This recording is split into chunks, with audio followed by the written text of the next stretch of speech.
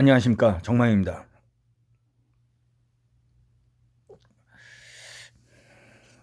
오늘 드릴 말씀은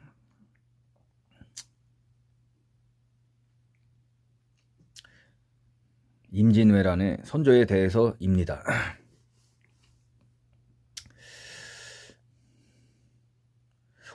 호라짐이란 제국이 있었습니다. 1200년대 징기스칸의 몽골군에 멸망하는데,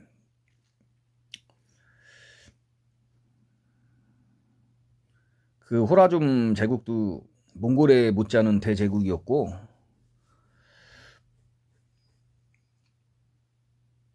그 무하마드 2세 치세가 있었습니다. 영토를 무하마드 2세가 굉장히 확장했는데, 중앙아시아 쪽으로 이슬람 제국을.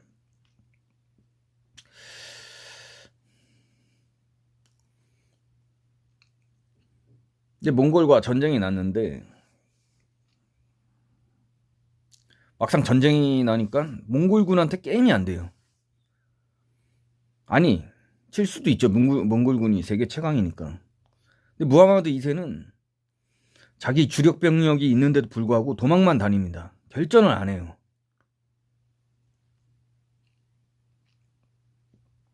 상대가 힘이 너무 강할 때 자기가 유리한 위치에서 유리한 시간에 유리한 장소에 싸우기 위해서 철수작전을 할 수는 있는데, 단 한 번도 자기 주력 병력을 가지고 무하마드 2세는 몽골군과 결전을 안 합니다. 결전을 안 한 대가는 거의 뭐 각계격파 당했죠. 호라즘 제국 내 여러 성들이.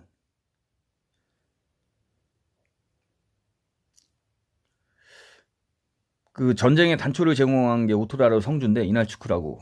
걔는 어차피 몽골과의 전투에서 이기든 지든 걔는 무조건 죽으니까 어쩔 수 없이 걔는 버텼거든요. 걔는 6개월을 버텼습니다. 오토라르 성주는, 오토라르 성에서. 그 당시 호라즘을 통치하던 무하마드 2세는 도망만 다녀요. 자기 주력 병력이 있는데도 불구하고.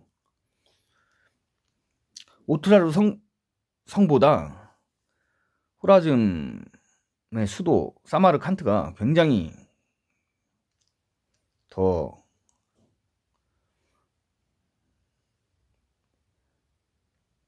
방어하기가 더 좋았거든요. 더 방어 해자라든지 뭐 성벽이 더 튼튼하고 병력도 있고, 거기 뭐 무하마드 2세를 지키는 주력 병력이 있었으니까. 근데 결전을 안 합니다. 아예 싸움조차를 기피합니다. 호라즘 무하마드 2세는 자기 안위만 생각하는 거야. 자기 안위. 그러니까 도망만 치는 거예요. 도망만. 쫓기고 쫓기다가 결국 어떤 섬에서 이제 병들어 죽는데, 제가 임진왜란사를 공부하면서 당시 조선 임금 선조랑 굉장히 유사하다는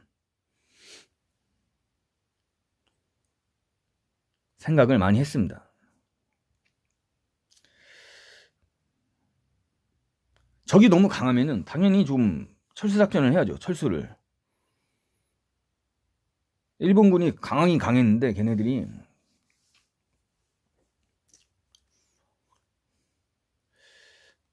일단 선조가 이제 한양을 비우고 개성 갔다가 이제 평양으로 가는데,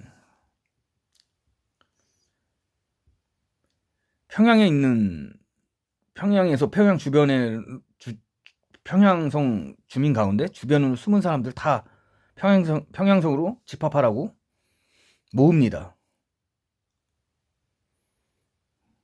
그다음에 선조가 결사항전 하겠다고 말은 이렇게 했는데 또 도망가요. 그 평양 백성들이 막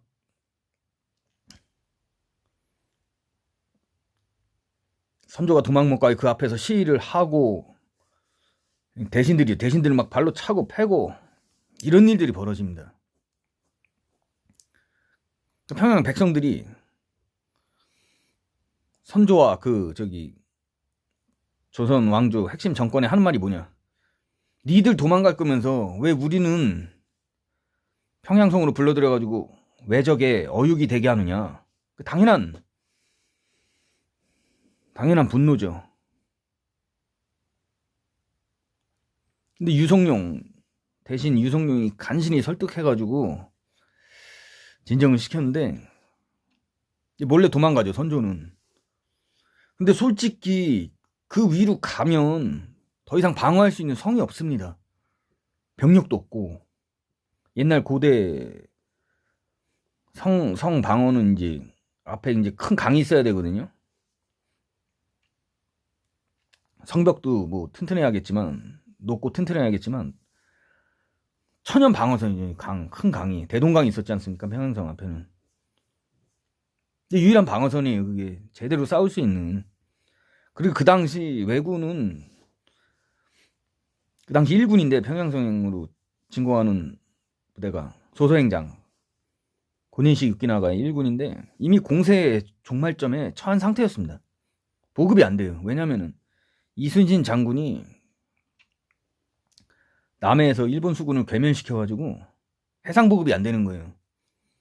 근데 고대 시대에는 바다라든지 큰 강을 통한 이제 배로 이제 보급하는 게 가장 경제적으로도 싸고 시간도 단축할 수 있고.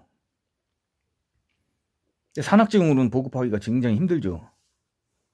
보급로가 막힌 상태에서 이제 우여곡절 끝에 이제 뭐 평양까지 갔지만 이제 공세 종말점이죠. 이제 평양성에서 선조가 결사항전 했다면 아마 일본군 보급의 한계를 느끼고 패배했을 거라고 저는 생각합니다. 소서행장의 제1군. 싸우지도 못하고 도망칠 궁리만 하는 거예요. 선조는 호라즘 제국의 무하마드 2세처럼 요동 가고 싶어가지고 왜적을 어떻게 막냐. 유성룡이 결사반대했죠. 유성룡이 요동으로 한 발짝만 가면 더 이상 이 조선 땅은 우리 땅이 아니라고. 막상 명나라에 그 문의를 하니까 대접을 별로 잘 대접해 줄 것 같지 않으니까 이제 선조가 요동으로 내부하고자 하는 마음을 접었는데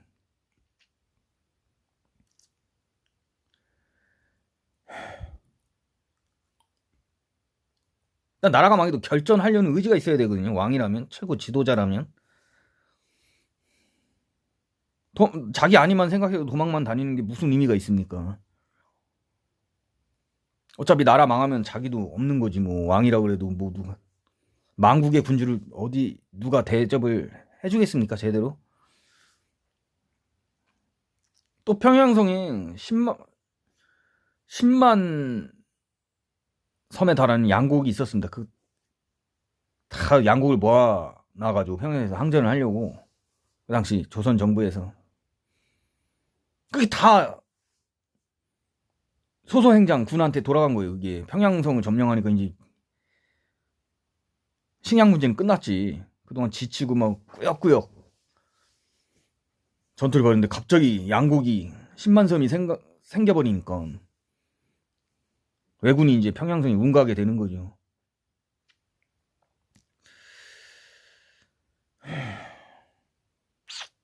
주변 상황을 잘 살피고 더 이상 갈 데가 없다. 여기가 마지막이다 생각하면은 지도자라면 목숨 걸고 싸울 준비를 해야 되는데 행주대첩도 그랬거든요. 행주대첩도 그때 권율 장군이 3천의 병력으로 3만의 외병을 무찔렀는데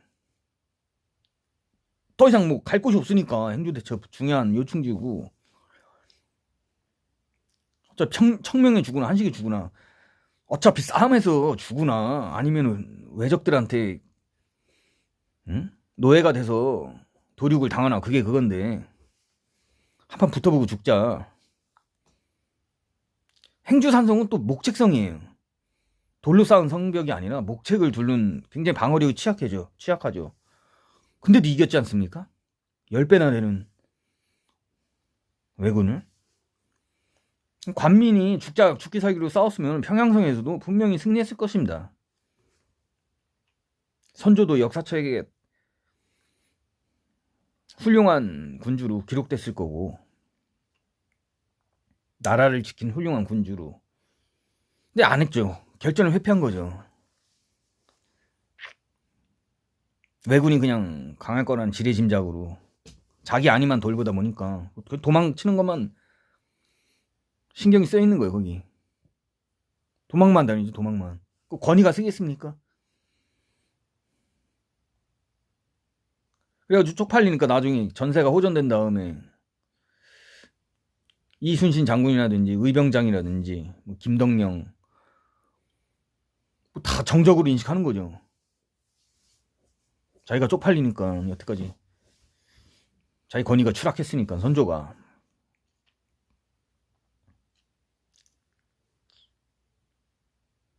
왜 이게 중요하냐면요. 또 병자호란이 있지 않습니까? 병자호란이. 임진왜란 끝나고 병자호란이 또 있지 않습니까? 또 있었지 않습니까? 병자호란이.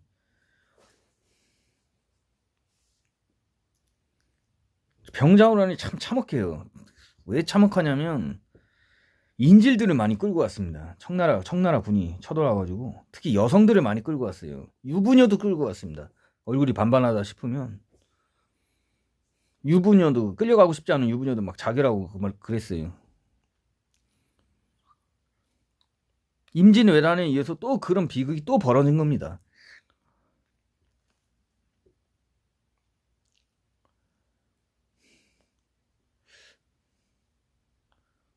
여성을 포함해서 병자호란한테 끌려간 조선인들이 20만 이상으로 알고 있습니다. 병자호란은 잘 안 나와요. 우리나라 영화라든지 드라마에서 병자호란은 잘 다루질 않는데 엄청난 치욕이었습니다. 임진왜란을 능가하는 엄청난 치욕. 결국 임진왜란 때 제대로 지배층이, 선조가 제대로 된 대응을 못하니까 또다시 병자호란 같은 비극이 일어난 겁니다. 신분제 개혁 왜 안 했는지. 세금 개혁.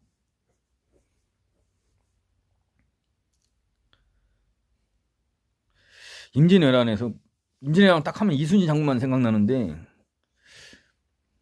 또 한 명의 영웅이 있었거든요. 유성룡이라고. 영의정이고 도채찰사를 하던 사람인데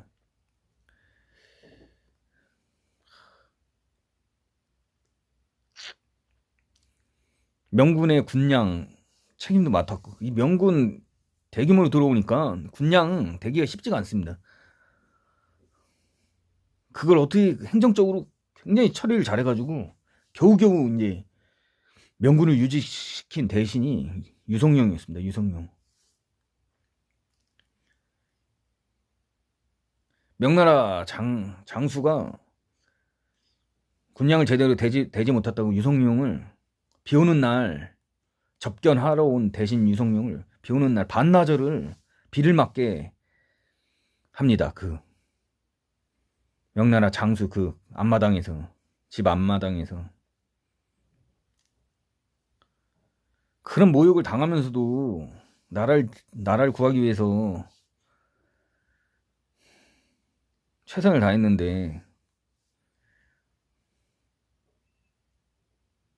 왕조의 최고 책임자가 맨날 도망만 치고 또 개혁도 안 하고, 아무리 뭐 천민이라도 왜군의 수급을 10명을 목을 뱉다 그러면 당연히 양민으로 만들어줘야죠. 공을 세웠다. 응? 관작도 주고 그래야 뭐 열심히 싸울 거 아닙니까? 더 사람들이 본받아서. 그런 면천법 그런 제도들을 유성룡이 만들어놨는데 임진왜란이 끝나고 다 폐지됩니다. 사문화돼요. 그러니까 또다시 병자호란 같은 비극이 생긴 겁니다.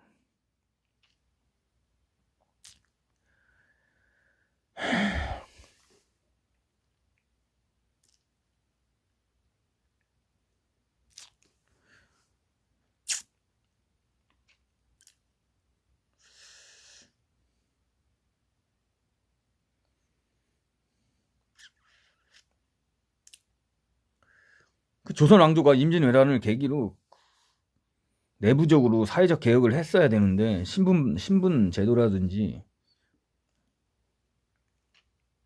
세금 제도를, 그래서 국력을 키웠어야 되는데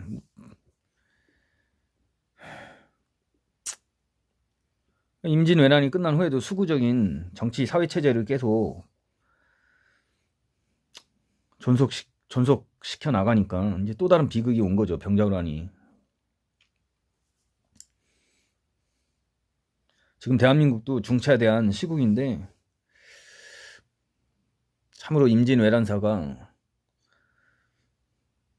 우리 대한민국에게 시사하는 바가 엄청나게 큽니다.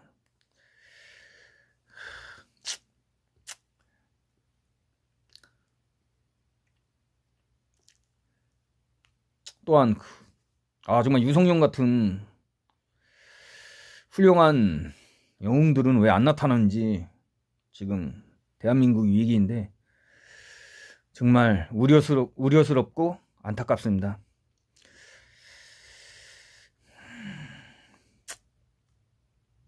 지금 이런 중차대한 시국에 유성룡 같은 영웅이 나타나기를 고대합니다. 오늘 시청해 주셔서 감사합니다. 감사합니다.